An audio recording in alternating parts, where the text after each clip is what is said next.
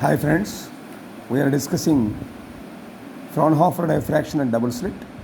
So in the last session, we arrived at intensity equation I equal to 4a square into sine alpha by alpha whole square into cos square beta. I told you that if you observe this particular expression, 4 is anyway constant. This term a square into sine alpha by alpha whole square, it represents diffraction pattern due to single slit, and the second term cos square beta gives the interference pattern due to wavelets from the double slits. So if you see the resultant intensity, it is a combination of both. How we can understand that? By looking at the first term of the equation, that is a square into sine alpha by alpha whole square. Now from this we can get the principal maximum. It tells that the principal maximum is at the center of the screen. Now because here alpha is nothing but pi e sine theta by lambda. By putting 0, we will get the principal maximum. So on either side of principal maxima you have secondary maxima, between them you will get minima. So how we get it? So we substitute alpha equal to pi e sine theta by lambda. If you substitute theta equal to 0, then sine alpha will be 0. Now if you see the values of alpha, it comes as 1 pi, 2 pi, 3 pi, that is plus alpha equal to plus or minus m pi. What is alpha? Pi e sine theta by lambda equal to alpha. So alpha equal to plus or minus m pi means pi e sine theta by lambda equal to plus or minus m pi.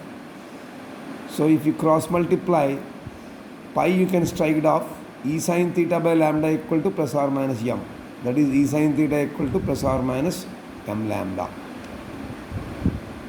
Now if you substitute the values of alpha as, that is secondary maxima you will have, so 3 pi by 2 plus or minus 5 pi by 2 plus or minus 7 pi by 2, etc. That means this is what it represents, secondary maximum. If you show the entire discussion in the form of a graphical notation, you will get a curve like this. This is the intensity distribution curve of the diffraction pattern. This is the principal maxima. So on this axis I am taking a square into sine alpha by alpha whole square. On this axis I am taking alpha. So on either side of this you will have minima, pi minus pi plus 2 pi minus 2 pi plus 3 pi minus 3 pi, etc. These are the secondary maxima. Understood? This is about the first term. Now we shall see the second term. The second term, as I told you, represents the interference. That is the term cos square beta. This gives equidistant bright on dark fringes. Because this is an interference term, right? That is what we have to remember. And what is beta here? That is, earlier we have seen, it is pi into e plus d sine theta by lambda. This is what we have substituted for beta. Okay. So if you want to find out maxima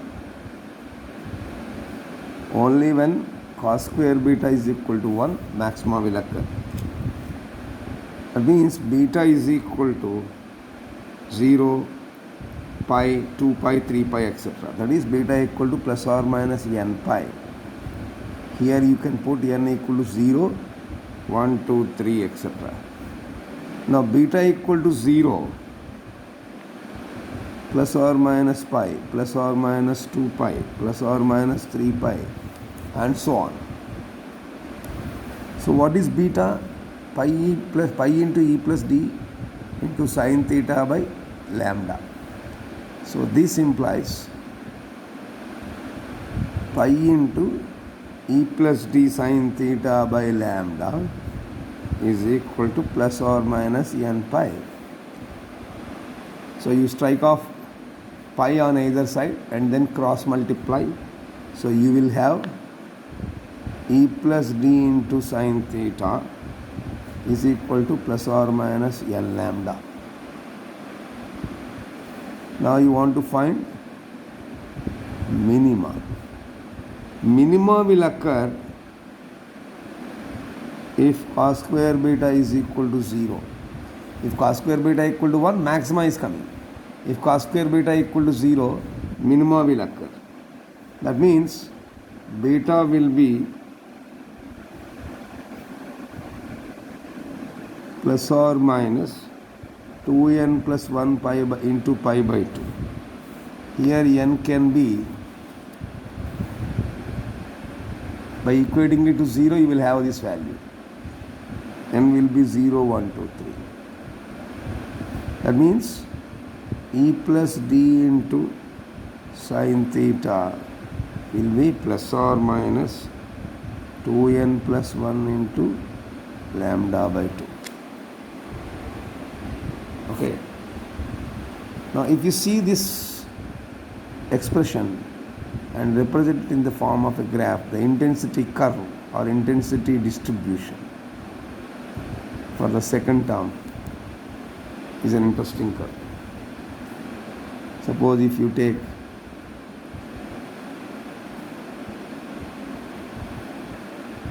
this is beta,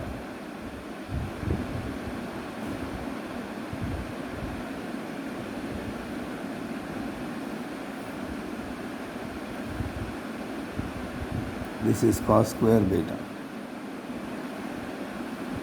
Equidistant curves you will have.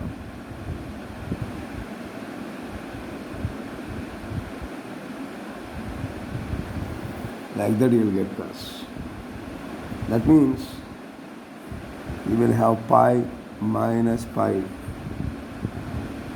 2 pi minus 2 pi, 3 pi minus 3 pi, like that you will have. This is the interference curve. Earlier, this is due to second term of the equation. This is due to the first term of the equation. This is the diffraction pattern due to single slit. This is interference pattern due to secondary wavelets. Now, as I said earlier, in Fraunhofer diffraction double slit experiment, the resultant is a combination of these two. So, resultant minima, how we will get resultant maxima, we shall see. That means we have to combine these two diagrams. See the resultant concept.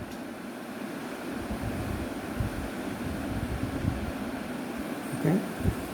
The resultant will be like this. We will have a peak.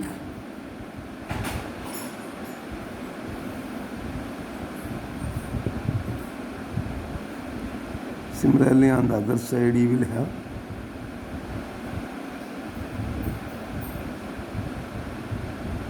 so you can take theta on this.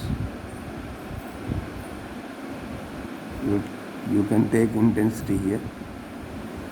Now it gets superimposed.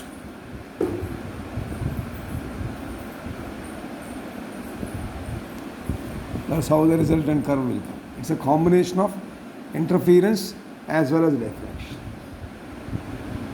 When both effects are combined, then only we will get the resultant variation. Now from the figure, if you observe clearly, the resultant minima are not equal to 0. That means still they have some minimum intensity due to interference effect. Minima cannot be 0. So this is about Fraunhofer diffraction process with the help of a double slit, right? Let us understand something called diffraction grating. Now what is grating? Basically we have to understand. You take large number of parallel slits. You take large number of parallel slits. All these parallel slits must have same width. Point 1. Point 2. They are all separated by equal opaque space. That means I kept a slit here, I will kept another slit here. The distance of separation might be opaque. That means it's not transparent. And distance should be equal. This type of arrangement, arranging large number of parallel slits, one after the another, having same width, separated by equal opaque space, is what is known as diffraction grating. In fact, Fraunhofer used the first grating, consisting of large number of parallel wires placed side by side. That means he just took like this. Like that, parallel slits are arranged at regular intervals. So this is how, using wires, Fraunhofer created a grating process. When Fraunhofer conducted, he used parallel lines. But nowadays, you are getting gratings constructed by ruling equidistant parallel lines on a transparent material such as glass. That is, glass-like material is taken, let us say like a rectangle or a square.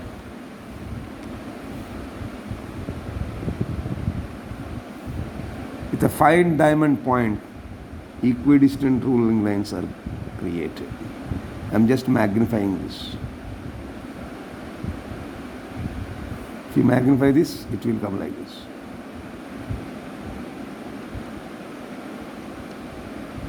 Of course, they have to be equidistant.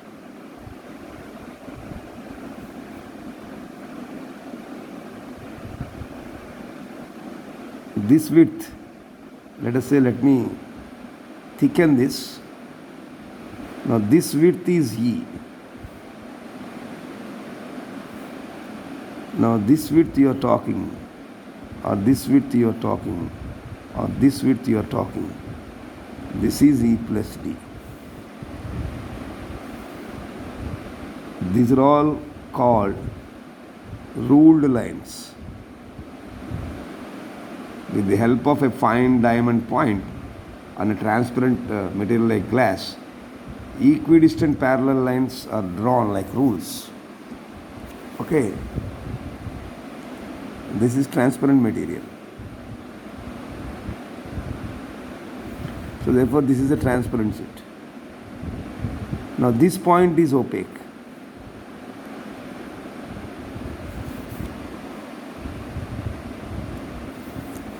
The ruled lines are opaque to the light, while the space between them or between any two lines is transparent to light. The space between any two lines is transparent to light. The ruled lines are opaque. Now, in the market you are getting nowadays commercial gratings. What do? They are produced by taking the cast of an actual grating on a transparent film like, let us say, cellulose acetate type. So solutions of cellulose acetate is poured on the ruled surface and allowed to dry to form a thin film, which is detachable from the surface. So the impressions of the gratings are preserved by mounting the film between the two glass plates. That means they take a solution. What is the solution? Cellulose acetate is the solution.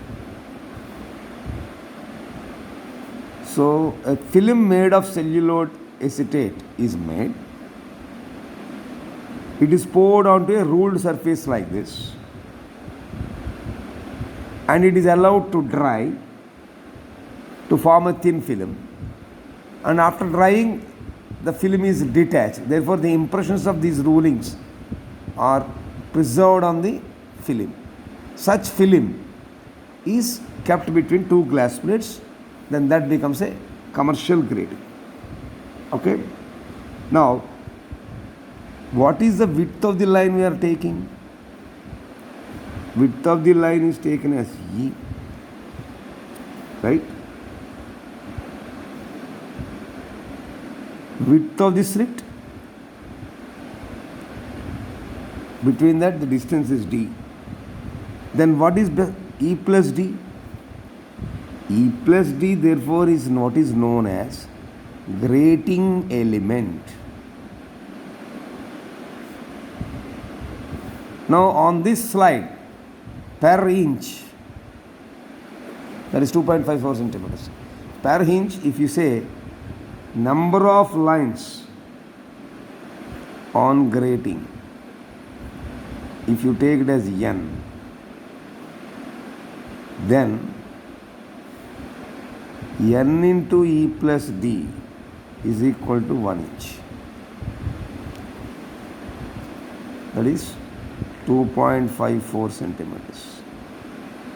Therefore, E plus d is equal to 2.54 by n centimeters.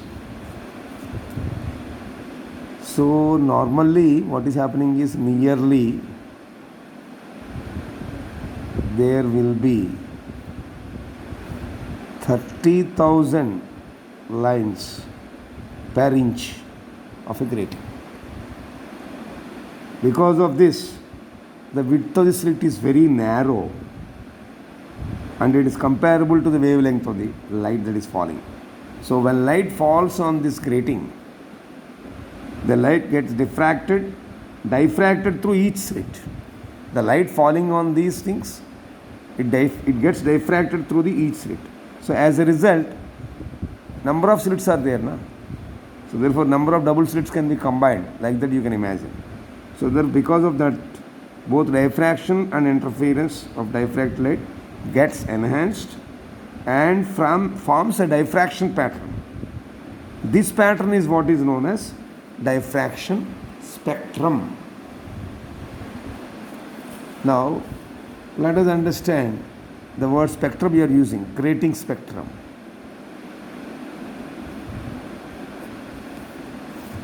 Now, what is the condition for forming principal maxima? Condition for principal maxima in grating I am talking about. Now, E plus d into sin theta is equal to n lambda. Here the E plus d is the grating element, and therefore this is what is known as grating equation. Right? Now what we can understand from this grating equation, let us see. Let us interpret this grating equation. Suppose for a particular wavelength, that means for a particular lambda, theta will vary. For each lambda there will be a different theta. So therefore the diffraction angle is different for principal maxima of different colors. Each color has got a different lambda. Each of the color has got a different lambda. For a different lambda, you will have a different diffraction angle. So therefore, you can say, first point, for a specific lambda, angle of diffraction, that is theta, is different for principal maxima, for maxima of different orders.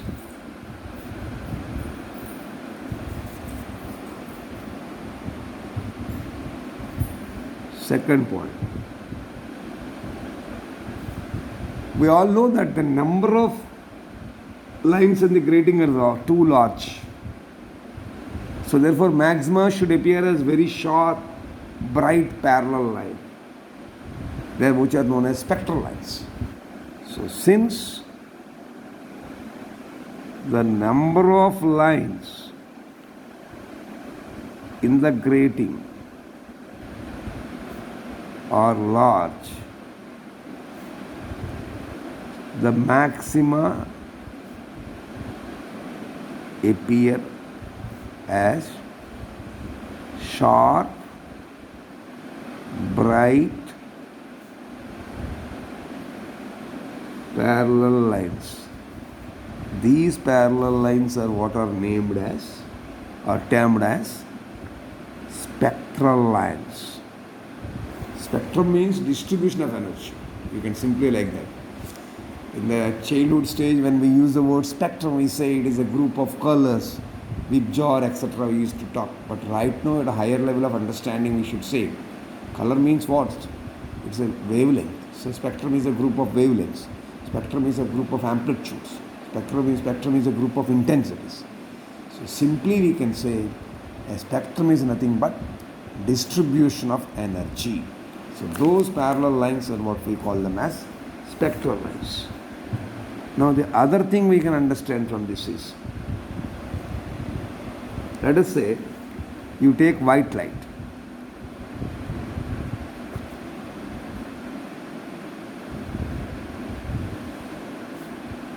For a specific n value, order, the light of different wavelengths will be diffracted in different directions. Light of different lambdas diffract in different directions.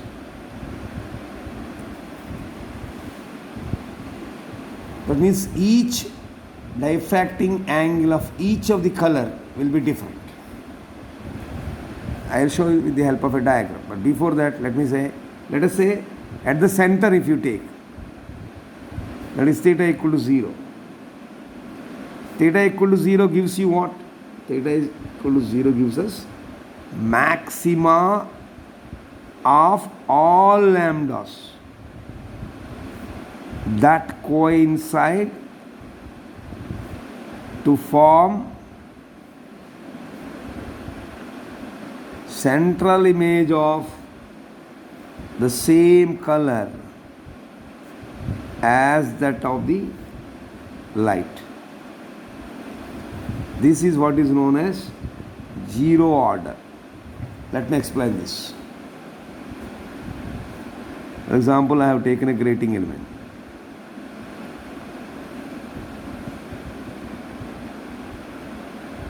I put it vertically. This is grating element. Okay? Grating surface. Now light is incidenting on this.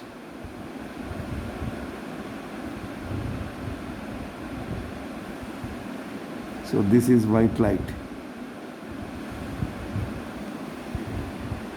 Okay? Now let us say this is the central part for this. Now this is grating.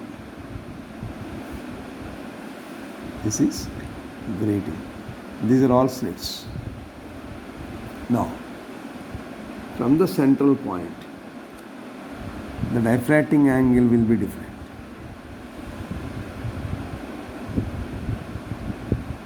The diffractions will be like this.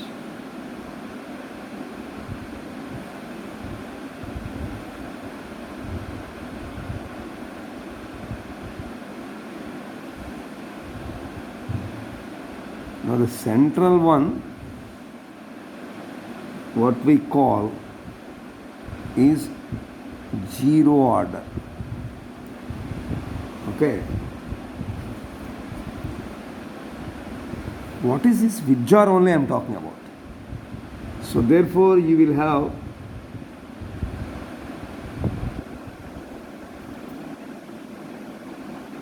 violet and red, V1 and R1, V2 and R2. Here also violet, red, V1, R1, V2, R2. Like that it splits for each of the lambda. Now this is zero order, therefore you call it as first order. Then this will be naturally second order. Similarly on this side, this is the first order. Now this is the second order. Got the point now? This is the diagrammatic understanding of what I have explained here. For a specific value of n, light ray of different wavelengths reflect in different directions. So at the central point theta equal to 0. That means maximum of all the wavelengths will be coinciding at the central image as that of the light. As that of the light. That means maximum of all these colors is concentrated here. And you will have order lines. Understood? Now if you take the principal maxima of all lambdas form first, second, third, etc. order spectra for n equal to 1, 2, 3. Now, lambda is large. Let us say lambda is greater than theta. That means wavelength is larger than the angle of diffraction. So therefore, spectrum consists of the so-called violet. Violet is the innermost position. Red is outermost position. See, violet is innermost, red is outermost. Here also, for example, violet is for the 0th order innermost, red is outermost. This is because the wavelength you are having is much greater than the diffraction angle, right? Now if you see this diagram, most of the intensity goes to 0 order, and only most of the intensity is going to 0 order. Rest of the intensity is distributed among other orders. Understood? That is the important thing you have to understand. So most of the intensity is concentrated at 0 order. Now if you take spectra of different colors, these are all situated symmetrically on both sides of 0 order. What does it mean? If you see, the spectra of all other colors is distributed symmetrically on the other side. Same pattern you observe on either side, right? And as you go on, they get dispersed more and more and more. So sometimes the angle may become 90, then sin 90 will become 1. So that means the spectral lines you are talking about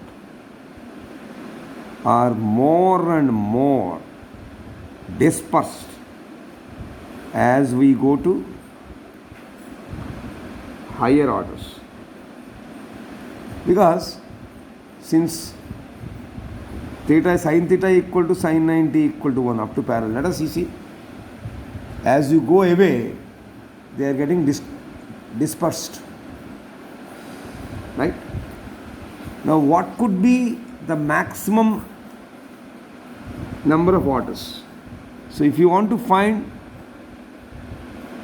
the maximum number of orders available with grating, what we call as n max, how many lines we can put, this is given by the very important value of E plus D by lambda. So these are the points we have to understand from this grating equation. For a specific lambda, theta angle of diffraction will be varying, central spot will be white, and you will have 0th order, most of the intensity is concentrated. On either side you get spectral lines, and the number of lines maximum can be computed based on this term called E plus D by lambda. This is about grating. Using this, in the next session we shall see how to find or how to determine the wavelength. What is its principle? That is the next topic we discuss. Okay.